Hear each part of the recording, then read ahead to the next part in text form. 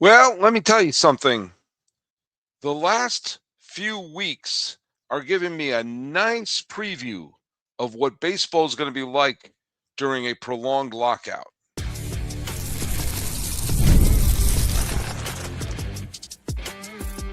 You are Locked On MLB, your daily MLB podcast, part of the Locked On Podcast Network, your team every day. Another slow news day.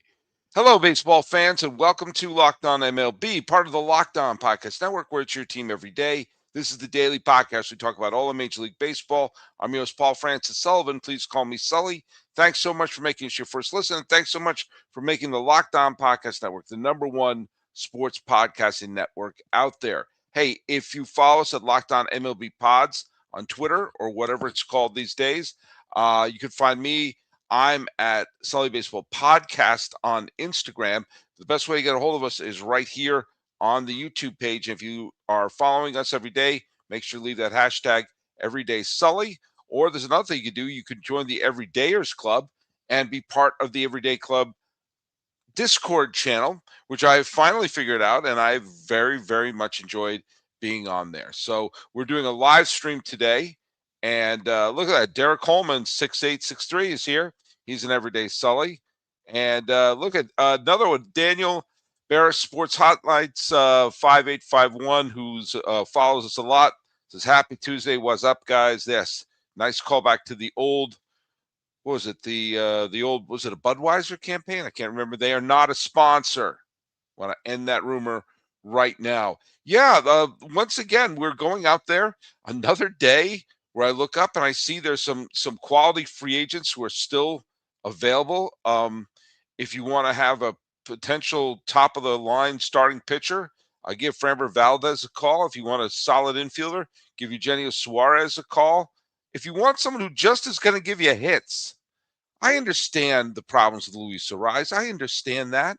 I understand that the batting championship isn't as sexy as it used to be, but well, let's say you put him number 6 or 7 in your order, and you have a guy who's just going to get a big pile of hits and turn the lineup over. He's clearly a major league hitter. Someone give him a shot. Well, the lone piece of news that came out today, as we're waiting for some of those players to sign, was Harrison Bader. Harrison Bader signed a 2-year deal to join the San Francisco Giants. That now constitutes a big news day at this point. And Bader, look at, he's someone who has been a Gold Glove winner. Is another member of the Cardinals farm system who manages to play elsewhere. He has what I like to call a cluttered baseball card. Between 2017 and the middle of the 2022 season, he was a Cardinal. He was sent packing to the Yankees, where he didn't play much of the regular season. The Yankees in 2022, but played very well in the postseason as the Yankees got to the ALCS. And since being a staple with the Cardinals, he has gone to the Yankees in 2022 and started 2023 with the Yankees. Then went to the Reds. 2024 found himself a Met, as the Mets are contractually obligated to sign every former Yankee. Last year, he spent his time between Minnesota and Philadelphia. Now, look, it's not a big, sexy move. I think it's a good move for the San Francisco Giants. Don't get me wrong. I'm not criticizing the move here. It's a solid move. He's clearly a quality major league player. He has a lot of experience in the postseason now, and which the Giants would love to add upon that. And the one thing that he does do is sometimes you understand moves like this aren't made in a vacuum, because Bader is going to be playing in center field for San Francisco. Who was the San Francisco Giants center fielder last year? For the most of the year, it was Jung-Hoo Lee. And Jung-Hoo Lee playing center field on a major league team is a disaster. He is not a good defensive center fielder. Now, this is going to be his 3rd year with San Francisco, and he has some offensive abilities. He's still pretty young. He's 27, 28 years old. And they're hoping that they can move Lee out of center field and to one of the corner spots in the outfield. Maybe he doesn't have a lot. He won't be worried about the bad defense, and it makes the offense, it makes the defense in center field, which is very important in San Francisco, positive. So, I mean, this is a smart move. This is a smart move by the San Francisco Giants. It's not a sexy move, but it's one of these things that you improve defensively 2 spots, and that's good. That's good for the Giants. And Tony Vitello, who has zero major league experience on any level, who's the new manager of the team. Buster Posey is still there. They still need an infielder on the team. They want to get a second baseman. There's whispers they're going to get Brendan Donovan. There's whispers they're going to get Nico Horner. This has just been a weird offseason for the San Francisco Giants. It has. I mean, they still have some quality players on their team. And the team, finished at even 500. We'll see what Rafael Devers is going to look like a full season with the club. He hit 20 home runs with the Giants in a very strange season. They still have Willie Adames. They still have Matt Chapman. They now are going to have a little, they lost my mom's favorite player, Mike Yastrzemski, Mikey, who was traded to Kansas City, and now he's with Atlanta. But they still have Logan Webb, and they still have Robbie Ray, and they still have a decent pitching staff. Would have liked to have seen a little more work done in the bullpen, but they got Jason Foley in the offseason. They got Tyler Mahle. They got Adrian Hauser in the offseason, and Harrison Bader. These are all nice little complimentary moves. Let me tell you something. I'm here in the Los Angeles County, but I do spend a giant chunk of my year up in the San Francisco Bay Area. And my mom is a big Giants fan, and I know lots of Giant fans. And they're getting a little antsy. They're getting a little antsy right now because since the end of the Bruce Bochy era, when they won 3 World Series titles, it seemed like every other year they were going to win a World Series title. In 2016, it looked like they were going to do it again, but they wound up collapsing in the that 9th inning collapse against the Cubs in Game 4 of the division series. It looked like it was going to be going back to Chicago with Johnny Cueto on the mound, and every Cub fan thinking, oh my God, here we go again. Since losing that series to Chicago in 2016, they've only been in the playoffs once. Only once. And the 1 year where they won 107 games out of nowhere. And every other year they've just been And the moves they've been making here are all fine. They all make sense. They all make sense. And they made their big splash move. In some ways, Rafael Devers is kind of like making a big free agent signing. But, if Devers clicks in San Francisco, where he knows, okay, this is where I'm going to be, this is my role with the team, blah, blah, blah, and we all know he could hit. We all know when he was locked in Boston, he could hit like crazy before the Red Sox handed him to San Francisco. Maybe the team will click right there. But they're right now a fringe wildcard team at best. And when we talk about big market, small market, all this stuff going on, my Lord, why is it the San Francisco Giants? Why aren't they listed as a huge market team? The San Francisco Bay Area is now all theirs. The A's have left.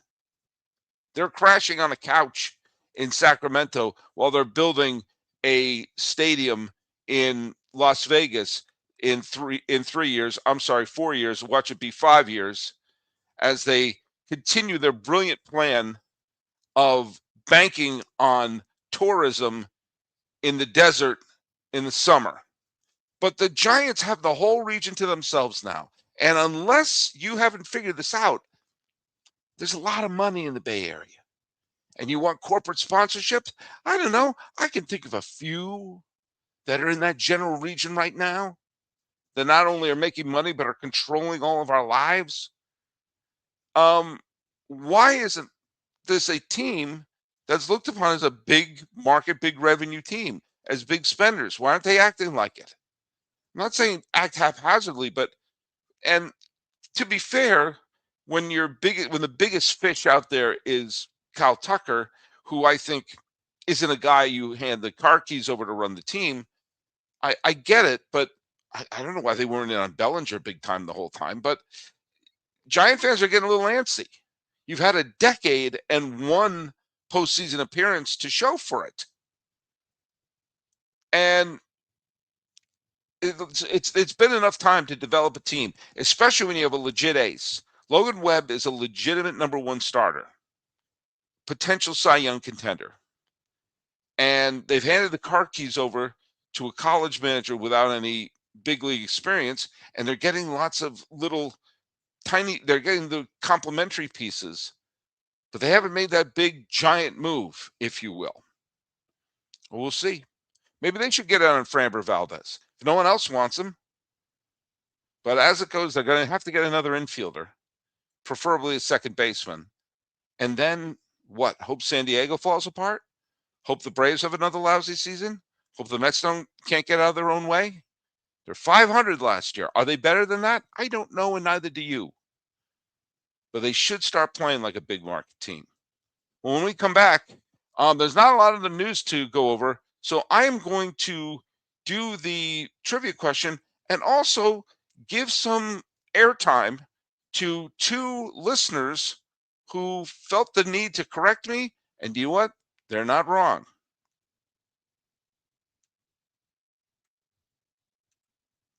Hey, let's hear from our good friends over at FanDuel. It's the last call for football on FanDuel, and we've got one final Sunday. Now, I don't know why it's not this Sunday.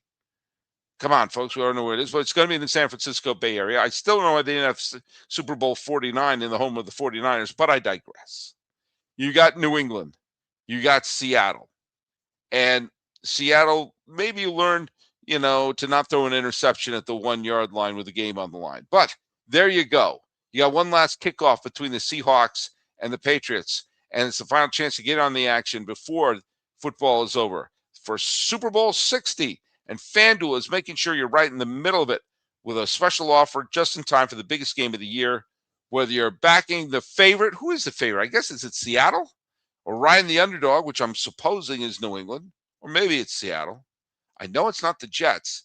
Or building one last same game parlay. This is the game everyone's been waiting for. It's where predictions turn into plays, stats turn into storylines, and every snap feels bigger. It's the perfect way to cap off the season and make the Super Bowl even more exciting from kickoff to the final whistle. If you're a new customer, bet just $5 and get $200 in bonus bets if you win. Make it count, because after the Super Bowl, the season's over. Last call for football on FanDuel, an official sports betting partner of Super Bowl 60. Visit FanDuel.com to get started.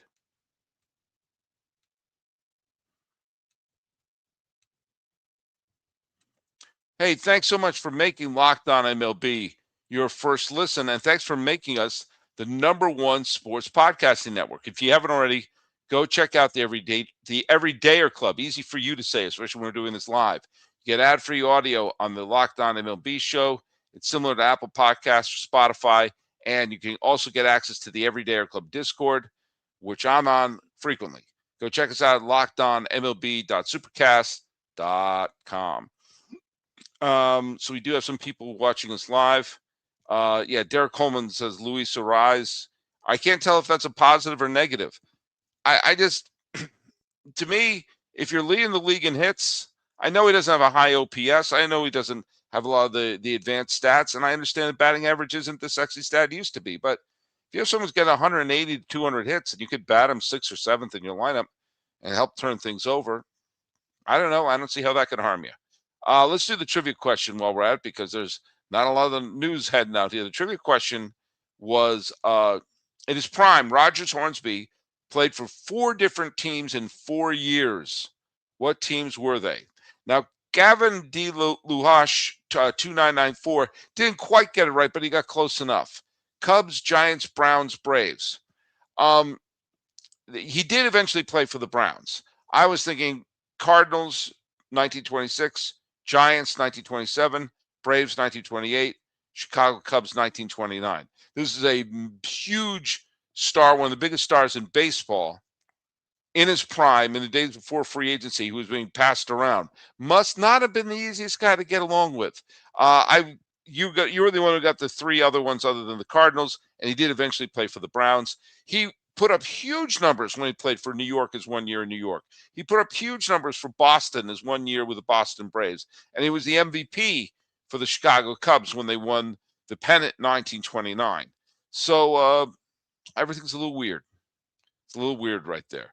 Okay, let's. I'm going to go over a couple people who've had some issues with things I had to say. One was kind about one really was mad at your pal Sully.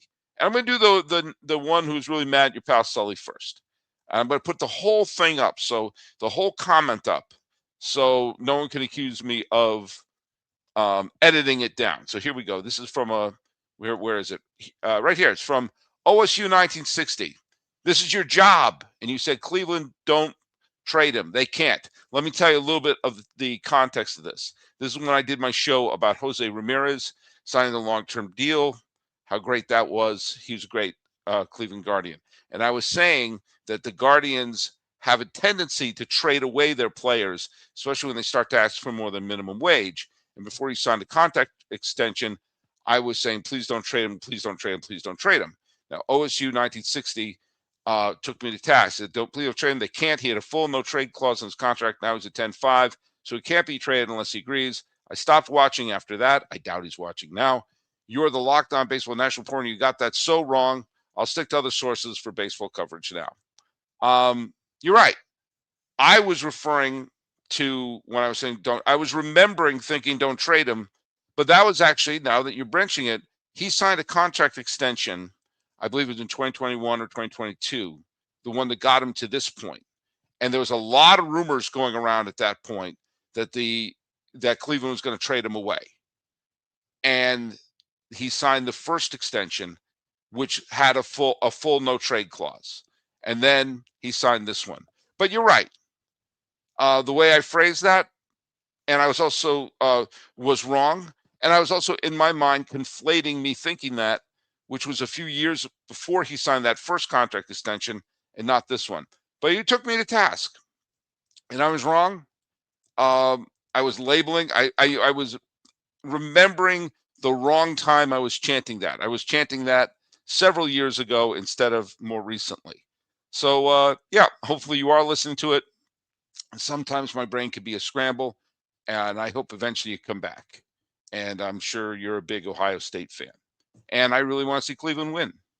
Another person who took me to task was Luke O2AZ. Here, I'm going to put this in so it's less awkward. I want to correct you on your continued use of the Diamondbacks as an example of a 20th of 30 spender. For the last 2 years, the Diamondbacks have been around 11th of 30 in terms of spending. Join the podcast otherwise, and keep up the great work. Yeah, you're right. I need to have another go-to because the Diamondbacks have, I got to give the Diamondbacks credit. The Diamondbacks have spent. When they made it to the World Series a few years ago, they have made efforts to improve the team. And they have signed big free agents along the way. So you're right. I need to have another go-to of someone who's kind of in the – I've been trying to use them as more someone be like 15th or 16th in there. But you're right. That's an old reference, and I can do better. So there you go. So if I do wrong and I need to be corrected, you know what? I will do the corrections. Let's look at some of the other comments people have been leaving here. LA Les Bleus 2018. Giants fans not doing so hot. No Bellinger, Bichette, or Peralta. Niners are out, and Dubs just lost Jimmy Butler. Well, I can't talk about the NFL, the NBA, and I noticed you didn't bring up the San Jose Sharks. Yeah, it is. As I mentioned before, it is strange that the Giants could and probably should be people who are in on some of those big deals. I mean, if you're a free agent, you have a chance to make some big money, play in a great ballpark, play for a great fan base, and live in California. I don't know what to say. It's a strange world we're currently living in. And I got to also bring up one thing, because I brought up the notion of the multi-purpose ballparks. And I've talked about this a bunch. I'm probably going to talk about it again. And I believe this came up in the conversation about the situation going on with the Tampa Bay Rays. Are they going to move? Are they going to have the new stadium across the street from where the Buccaneers play? Are they going to be playing in Orlando? Well, it's all a moot point if you don't have a stadium. And I was saying that the appeal of a stadium like Camden Yards, that all the teams want a Camden Yards type stadium, well, that's kind of fading. You can point out that the fascination with having a baseball only stadium like Camden Yards has led to people not building multi-purpose ballparks, and multi-purpose ballparks served a purpose. Now, it sounded like I was kind of trashing Camden Yards. Gingerbread 327 said, "Wow, I never thought I'd see the day when Camden Yards would be catching strays." I'm not going to trash Camden Yards. Camden Yards was a great addition to baseball and the baseball fan experience. I'm just saying the idea of having a multi-purpose park being something everyone's allergic to is insane. Because if you're concerned about, oh, multi-purpose parks just used to look like concrete donuts like Riverfront Stadium or the Vet or Three Rivers Stadium or whichever, or Atlantic Fulton County Stadium or Busch Stadium, they all looked exactly the same, circular donuts that you could adjust the stadium for football or baseball. It didn't have the same character as a Camden Yards. It became a lot sexier to have a baseball only stadium and a football only stadium. Fine, that's great if you already have two established teams. But if you're a market that is looking to add a baseball team, like, I don't know, Nashville or Las Vegas, those I'm going to just take two at random right now, or Tampa Bay, just taking three at random right now. If you had designed the big, huge stadium that they just built in Las Vegas for the Raiders, or a stadium they just built for the in that they're currently building in Nashville, or the stadium that they have for the Tampa Bay Buccaneers. If you would design them that they could open up a little and be a baseball stadium, even temporarily, then the A's would already be in Las Vegas. There wouldn't be the issue for the Rays, and there could be expansion now into Nashville. But instead, you have to build one stadium for football, which is used 20 times a year. Yes, I know they'll play concerts and soccer games, but a lot of times they're empty while the baseball stadium's sitting right next to it.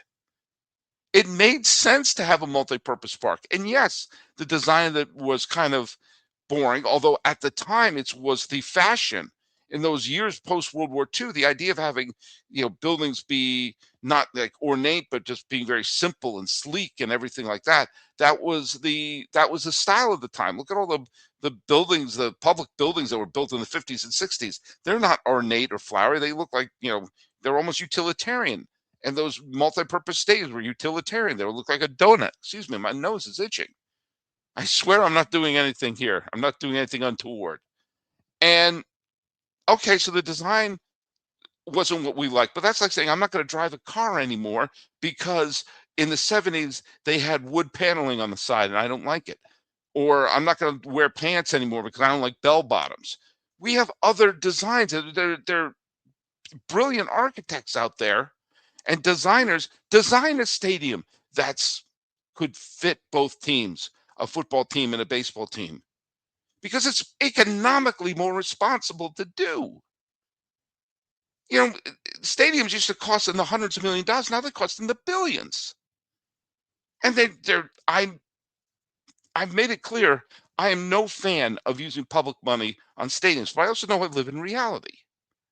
And that's going to be something that happens. But the fact of the matter is, asking public money for two stadiums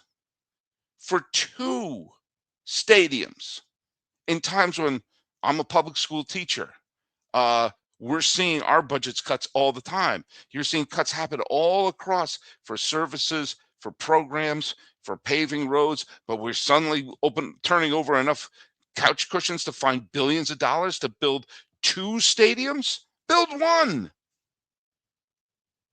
They're trying to figure out what to do with the Bears and the White Sox.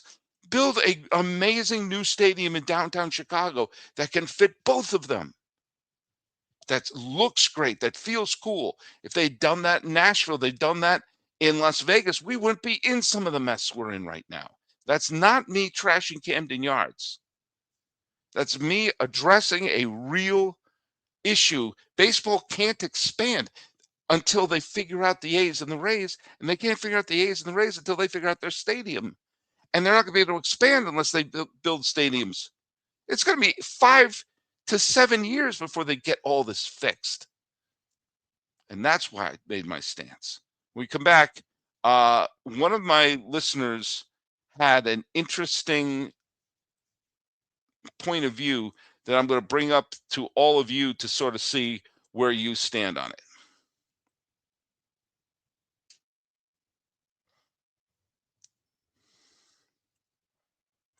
I did a part of a show not too long ago where I said one World Series title would basically justify or at least, validate this entire great run that the Milwaukee Brewers have had. Kind of like how that one championship that the Nationals got wound up basically validating that great decade they had where they're constantly in the postseason. And someone brought up James Husby 9931 says, I'll take winning 90 games as a Brewers fan rather than being Nationals one World Series now in last place every year. Now, that's not an entirely fair comparison because the Nationals had a great decade where they were winning, they were in the playoffs left and right, winning 90 games pretty much every year for a decade. And the Brewers are in a situation where they're winning 90 games, so they haven't won that title yet. It's just the Nationals did at the tail end of it. But here's a question I have for you. Would you rather be a fan of the Brewers winning 90 games some odd every year, but never getting to the big dance? Or would you rather be a team like the Royals, who had a small window of opportunity, but won that World Series along the way? That's a question I'm going to ask for you. Now, you may hear this. My dog is barking out there. I got to bring her in. So that's my question out for you. And the trivia question I have is, which former 8-time All-Star, 7-time Gold Glove winning World Series champion and beloved broadcaster and former National League president turned 92 years old on Wednesday? That's the question I have for you. And by the way, thanks so much for making Locked On MLB your first listen. And make sure to subscribe and get all the latest episodes. My dog's barking. Don't miss an episode. The Everydayer Club is built for you. And follow us at Locked On MLB. What is the thing? What is that URL again? LockedOnMLB.supercast.com. Talking about the big move of Harrison Bader and not much else. This has been Locked On MLB. I got to bring my dog back in, and you can call me Sully.